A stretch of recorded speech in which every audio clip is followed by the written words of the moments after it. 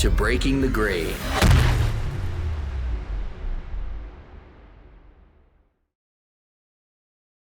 Much like Michael Jordan, Eric Nelson was cut from his high school basketball team. And much like MJ, EN turned that setback into motivation that still drives him today. But that setback on the basketball court wasn't the only one for Eric, and he's actually made a career teaching about the silver linings in setbacks. By listening to our show today about this most hardworking and kind-hearted man from Minnesota, you'll learn about how Eric came from a family of educators and how that has shaped him today. Why Eric emphasized learning from setbacks as a teacher for the 6 years that he spent in the classroom. And how and when Fanschool, Eric's social learning network where young people engage in reading and writing, began to take shape and began to take off. Breakers band together as we talk to this basketball-playing, dream-making entrepreneur, Eric Nelson. Eric, join us. Hey, what an introduction. That is the closest I'm going to get to Michael Jordan, I think. One of my bigger fan favorites was David Robinson, actually, the Admiral, like Admiral Nelson. I'm probably more of a Steve Kerr guy, and Michael Jordan punched him once, I saw in a documentary. So thanks for that. That was fun. You made it to our big stage, and then there's big coach John Gamba. John Gamba, introduce yourself, please. Hey, Happy New Year, everyone. And it's great to see you and meet you, Eric.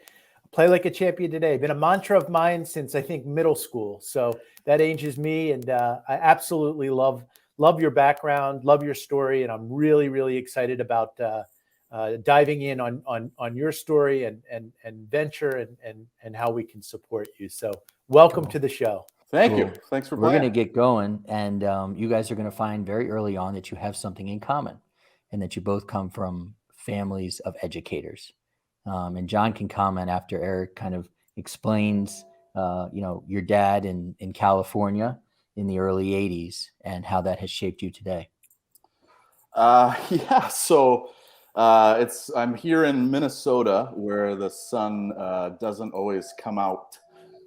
We get about, I tell my wife, we get about 15 Santa Barbara days, but I was lucky enough to be born in Santa Barbara, California, when my mom and dad started what people now call a micro school for the community that they grew up in. And so I didn't realize how innovative that was in the time, but I basically was born into seeing how parents, teachers, community members come together to build a school. And it happened to be in Santa Barbara, California, which I now appreciate as one of the loveliest places in the United States of America. Totally cosmically connected. I have education in my DNA as well, Eric. My father was a school board chairperson. My sister was a Montessori teacher. My mom was a community college professor. So this purpose-driven life and being touched by the vocation of teaching and learning is definitely there. So I love that story. And there's another story that we'll get into when Josh tees it up about Santa Barbara and your story on epic fails that I can't wait to dive in on. Oh, Josh. Yeah. Eric and I are working very closely and getting to know one another, but I'm 0 for 2 in terms of ways that we connect. 1, my parents were not educators. 2, Eric says here, as a straight-laced student, I got my first B in speech as a sophomore. I was more than happy to get a B anytime. So Eric, okay. So you got a B. I intentionally decided to fail that speech. Let the record show. You even bring failure on purpose. So tell us why. I did. Full disclosure, I've never told anybody this before. I went home and cried that night. Just to deal with it.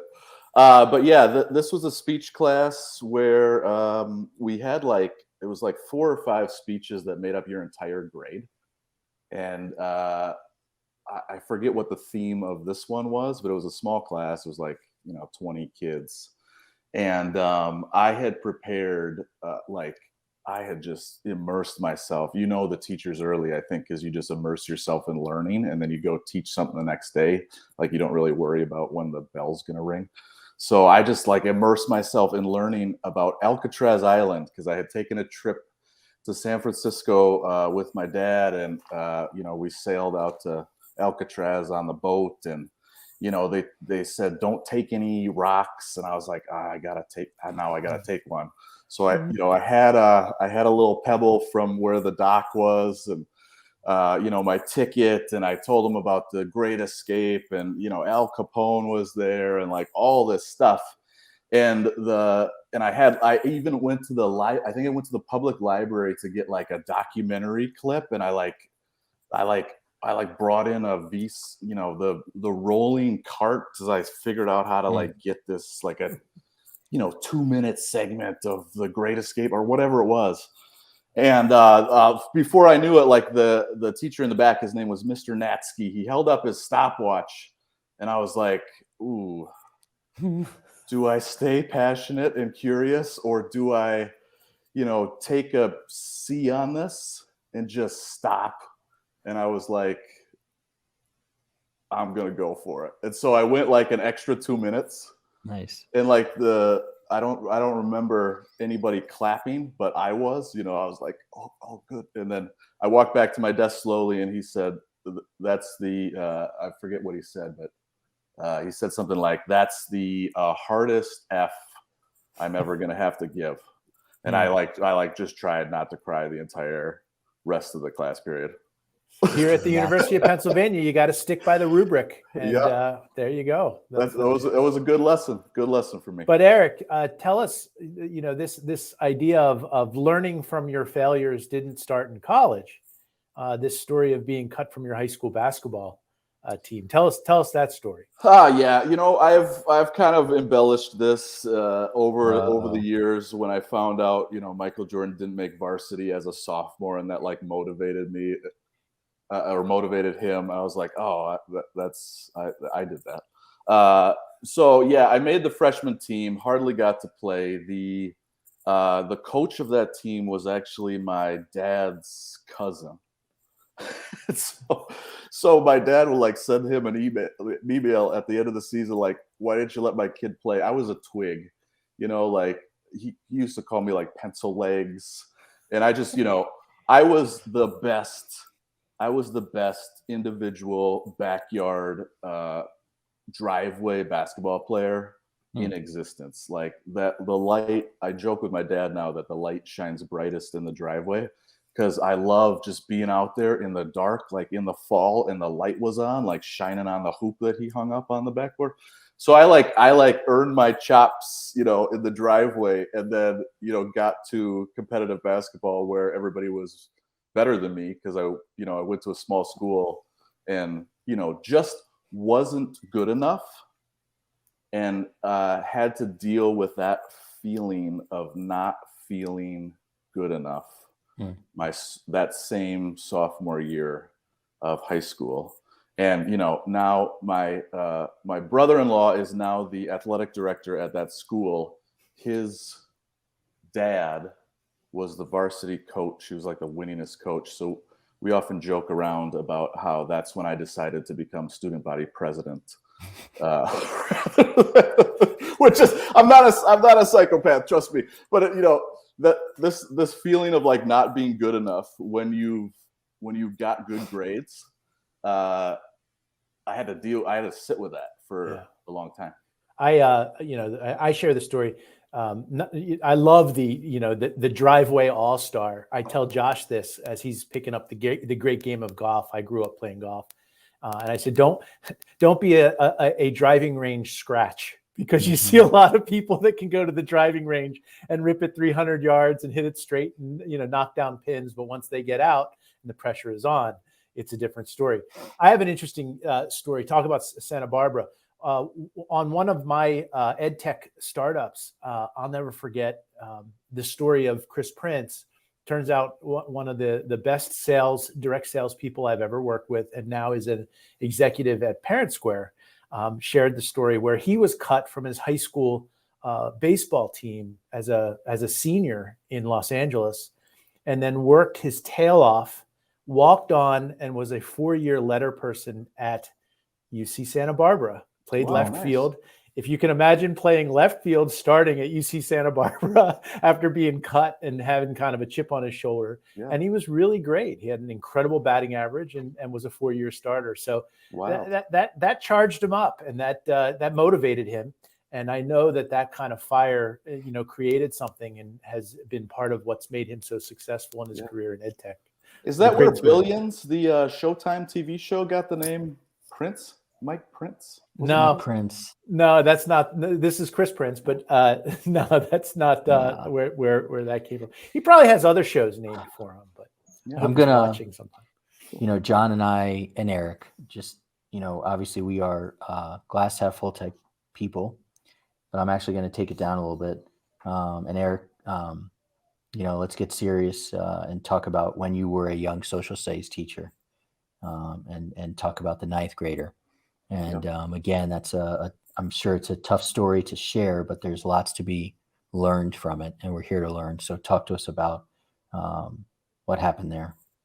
Yes. So started teaching when I was 23, Michael Jordan's number, my favorite age, and I was pumped up, ready to go. It was 2009, the height of the Great Recession. I was one of 2 in my grad school class when they were doing this highly qualified. You had to be highly qualified, get your master's degree, pay a bunch of money, and then there weren't any jobs. So I was lucky enough to get a job at what I discovered was one of the first charter schools in the nation in Forest Lake, Minnesota, called North Lakes Academy.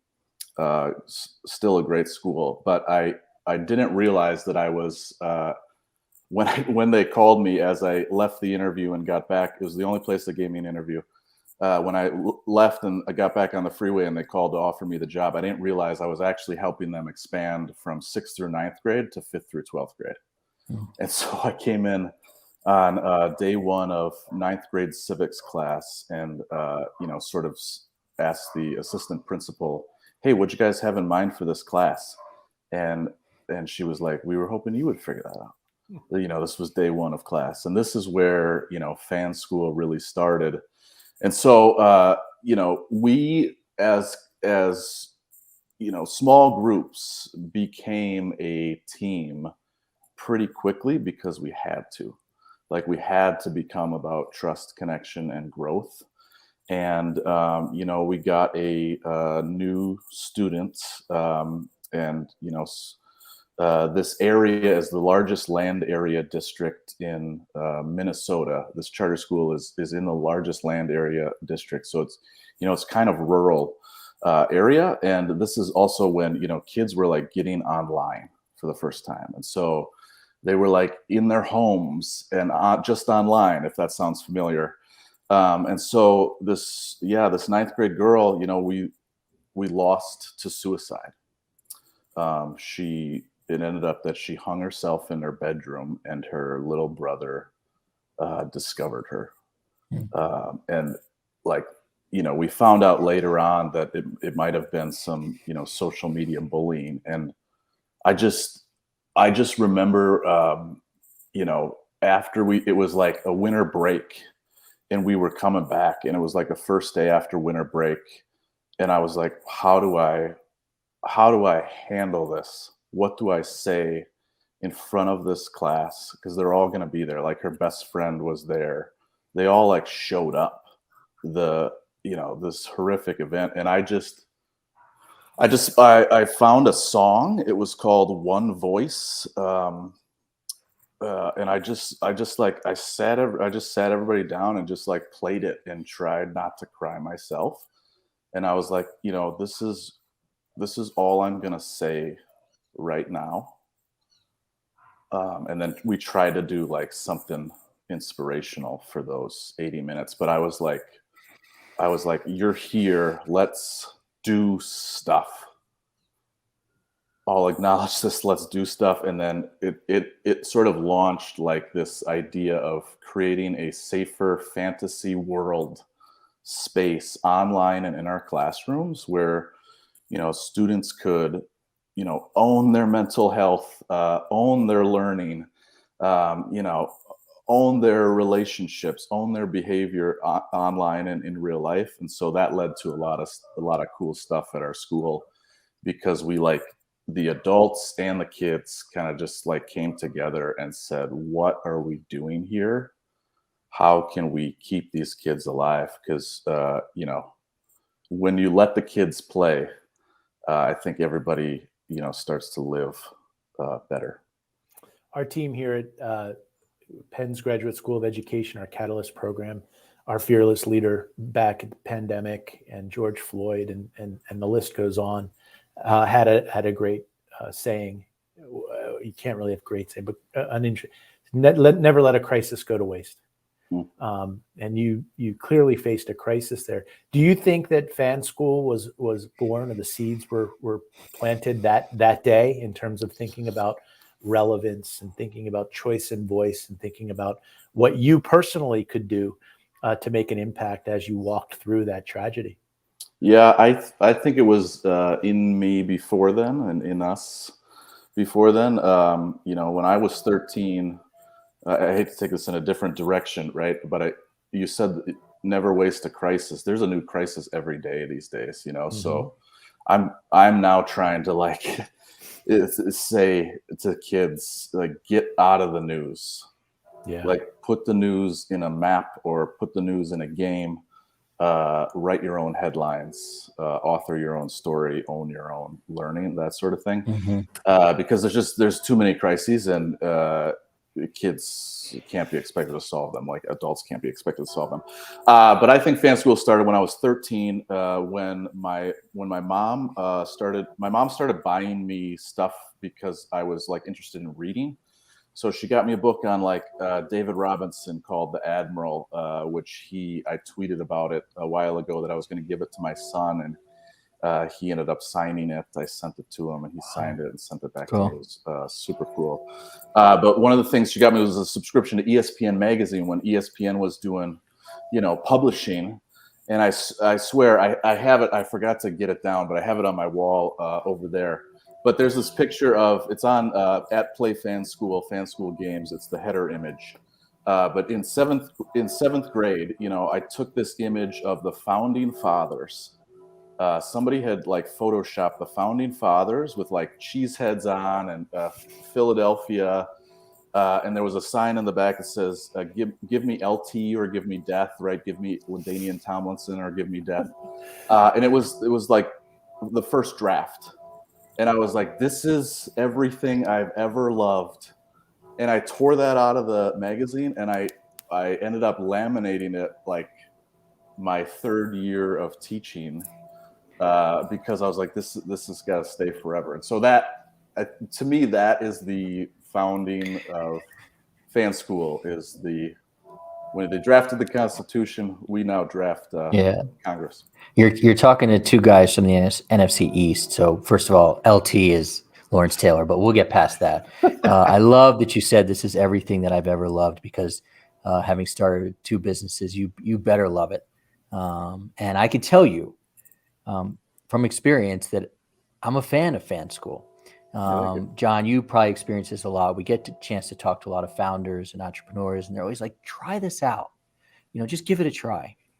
And sometimes I'm like, it's kind of not my thing, but Fanschool is my thing. And I got Camila. John knows my daughter. We got, I finally gave her the MacBook Pro, my extra one that she wanted.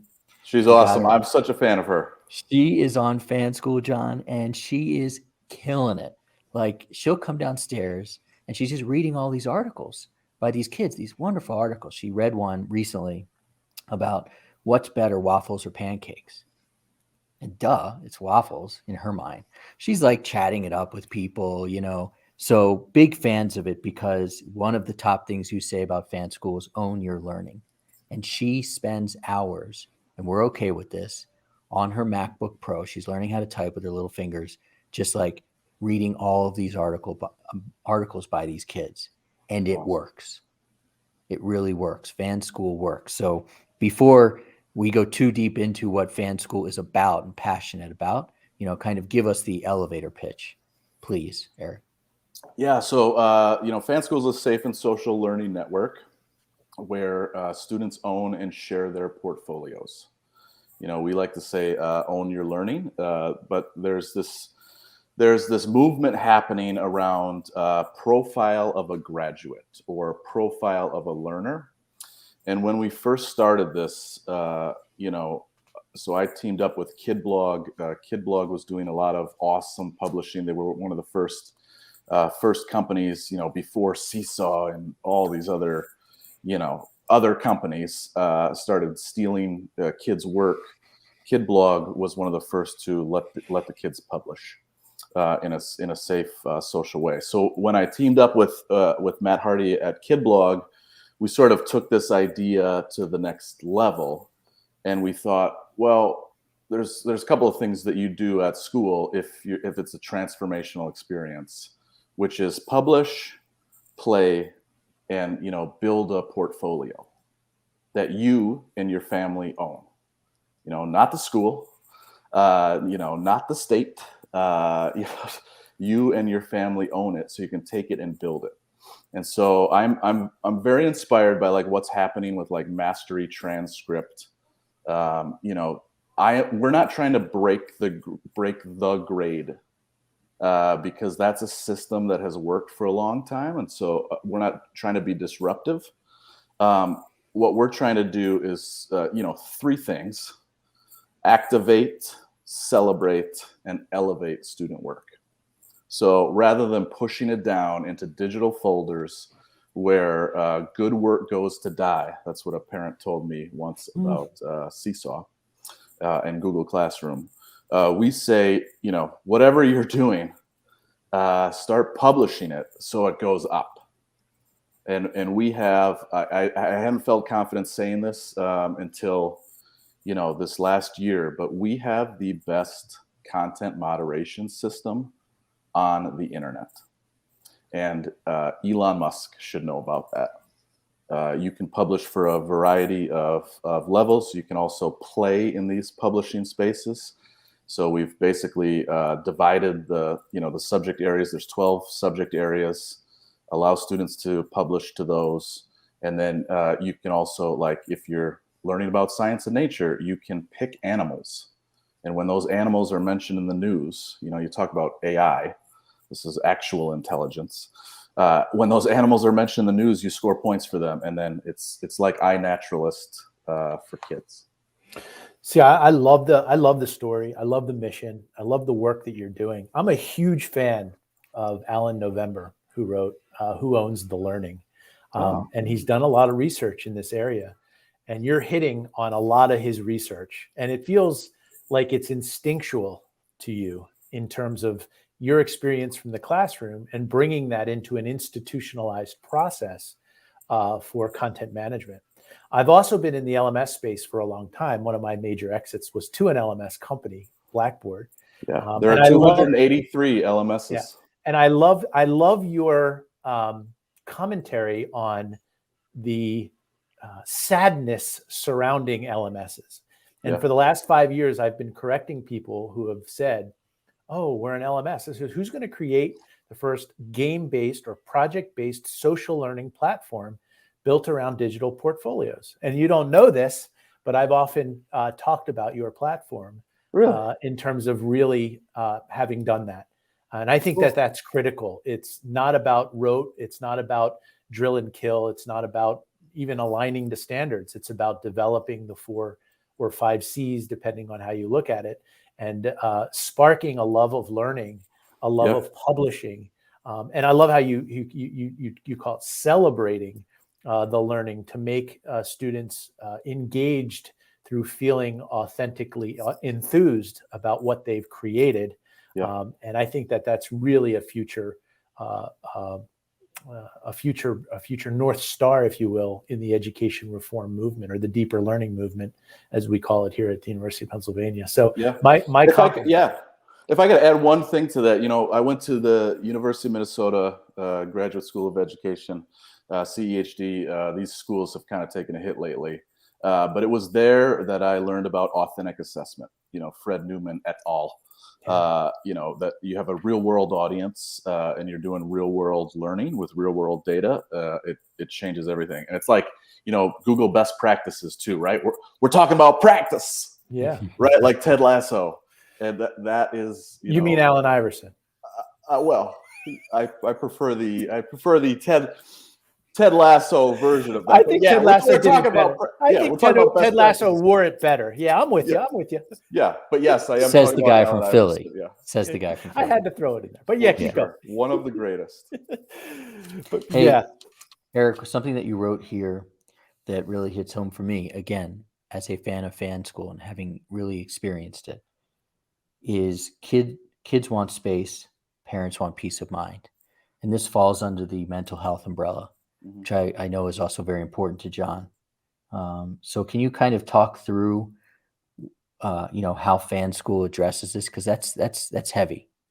Yeah. So I took this from, it was a lesson from a group called Top 20 Training here in St. Paul, Minnesota. They published a book called TLC, or it was it's called Top 20 Teens. One of the founders came from Stephen Covey's 7 Habits of Highly Effective People. So before they did their teens version, these former teachers and coaches were doing, Top 20 Teens, it was called. But I taught a class called TLC. It was called Thinking, Learning, and Communicating.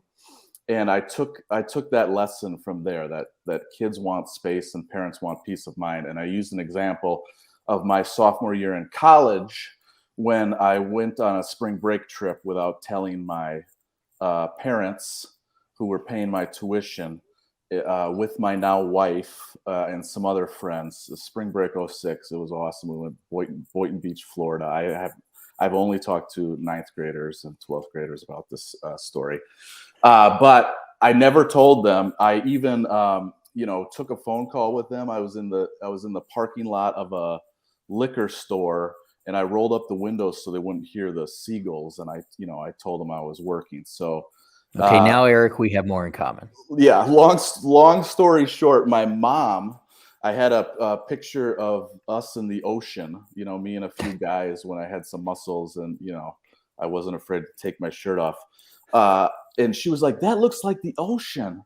And she just got so curious about this photo. And I was like, God, Mom and Dad, sorry I lied to you. Like I went on the spring break trip. And, that was my story to illustrate for 9th graders that your parents want peace of mind. So don't lie to them like I did. And that, you probably want space like I did. I was working a job and going to class and trying to, they gave me boots. My mom gave me a nice pair of boots for Christmas. I returned them to Kohl's to get money. That same year. just like, so yeah, I mean, it's about trust, connection, and growth, right? So Top 20 had this thing called the trust fund too, that, you as a kid make withdrawals from your trust fund with your parents. And if the balance is positive, you can do more stuff. But if the balance is negative, like you get into trouble. And Fanschool. What if the bank closes, which happened in my my house eventually? Yeah, the bank closed for me. In like 7th grade, I had to go earn it. So they say we don't want you as a customer anymore. That's what basically my parents said. Bringing it back and keeping this a little bit more serious. Parents and grandparents. Stephen Covey, one of my heroes. Stephen Covey is the grandparent of. I don't know. Britton Covey, the kick returner of the Philadelphia Eagles. No way. People don't know that. Yeah, Britton Covey is returning kicks right now for the greatest football team in the NFL. I thought we were keeping this serious and not telling jokes. The OG U.S. Capitol is in Philadelphia, so let the record show. But bringing it back, honestly, on parents, because this is something that's really important to me. The platform that I had built was built around a vision that a more engaged parent leads to a higher achieving student. And we know this, and we're doing a lot of research here at Penn GSE, bringing it back to Fanschool.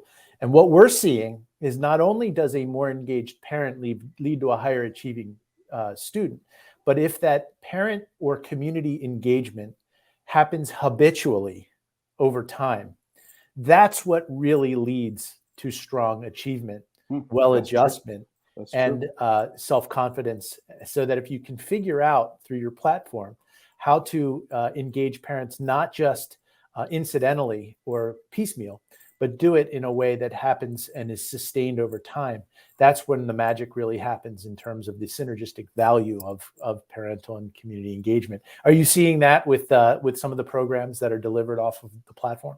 Yes, we're doing that.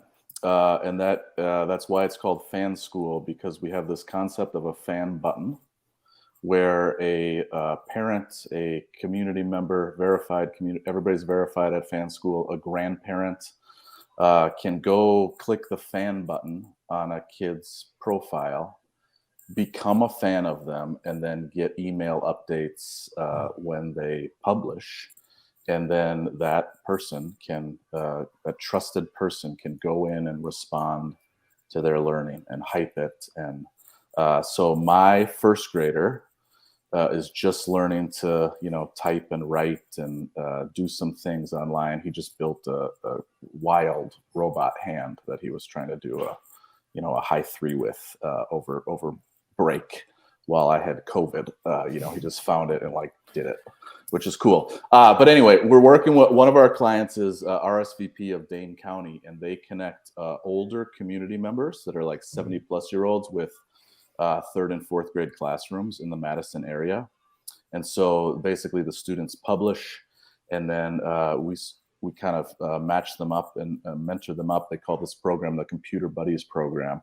And then they basically share their learning back and forth. And it's a magic thing when it happens. And I'm excited for my kids' grandparents to support their learning on Fanschool when they, start typing and reading independently.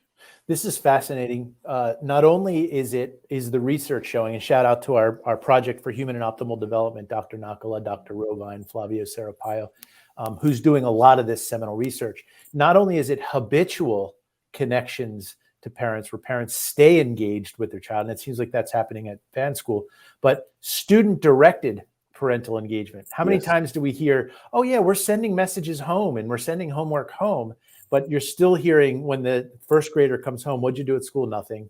What'd you do? I don't know. Yeah. Did you like it? Yes.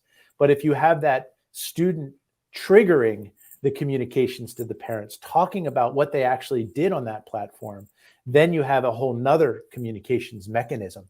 And we're seeing that if it's habitual and sustained over time, and the communication or the engagement is directed by the student, powerful things happen. And it seems like that's happening on your platform. That's fantastic. Yeah, let us know if you want to work with us. Yeah, the research is settled in terms of the science is settled in this area. Again, I came to this with outbound communications, just trying to get parents involved. Yeah. And when you go deeper into the research, it takes programs and solutions like Fanschool that really reinforces that closed loop of communications and engagement that leads to the outcomes that we want to see in terms of high achieving students, well-adjusted students, students who are actually college and career ready. Yeah. Awesome. And don't forget, what you become is just as important as what you achieve. So I think there's we are very careful about that, the defining achievement, not so much through PARCC scores and Smarter Balance, but really adjustment, whole child development. Are they self-confident? Are they touched through talents and strengths to really think about what they want to do in life that goes beyond just A's and B's? Yeah. Absolutely believe that there's a new definition that needs to happen on student achievement. Love that. Cool. Eric used to often say in school staff meetings, "What are we doing here?" And the answer to your question, if you asked it just now, would be, putting hopefully some pretty smart people in a room talking about Fanschool, talking about what Fanschool is passionate about and where Fanschool can go. And again, to sound cliche, is big fan. Clearly, John is. He's out there talking about it. And at the end of the day, what's most important, I know for me and for John, of course, any platform, any business is important and has to be good and scalable, but the people. And Definitely. So Eric, you seem like a good dude, certainly nicer than anybody from Philadelphia. And I'm from Washington. I so don't I'm know kind about of that, but what Eric is doing is exactly what the background shows. He's playing like a champion today. We're going to edit this out because that's my PIN number on my ATM, PLACT. So that's all my passwords. So Oh my we gosh. will edit that out. But I told you that's a mantra. I use it every day, and it's what you represent and what you're advancing in terms of Fanschool and all you're doing for the most important assets in our world, the kiddos. So congratulations on doing that. And Thank I you. hope we keep in touch, and I hope we keep seeing the magic that's coming off the platform. It's really Absolutely. awesome. I'll have to share this with my wife, who's always telling me to be kinder. I'm always like, I don't know what that means. Oh, you're a good dude. Bring her our Yeah. way. But Eric, we will keep the conversation going. You and I know that we've got some great work to do, and we'll loop in John. So thanks for joining us. Thanks for showing us how to play like a champion. Thanks for having me. Talk to you. See you guys. Thanks for listening, Breakers.